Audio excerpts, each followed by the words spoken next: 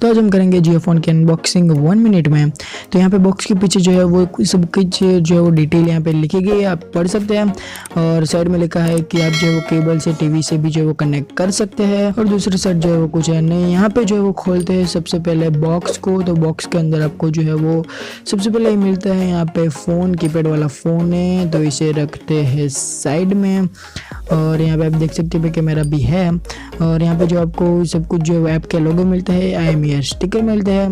यहाँ पे है 5 वोल्ट 700 मिली एम्पियर का एक ट्रैवल चार्जर और यहाँ पे है एक बैटरी। तो ये जो रिमूवेबल बैटरी आपको यहाँ पे दी गई है। और इसके साथ जो आपको कुछ पैम्पलेट मिलता है जियो के, जिसमें जो इन्फॉर्मेशन दी गई है।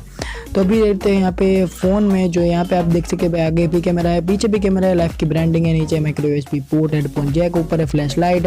यहाँ पे आपको जो है वो iOS मिलता है, व्हाट्सअप, फेसबुक, यूट्यूब और जियो की जो है वो सभी एप्लीकेशन आपको यहाँ पे मिल जाती है। और अब से जो आपको जियो फ़ोन पर भी जो है वीडियोस मिलते रहेंगे।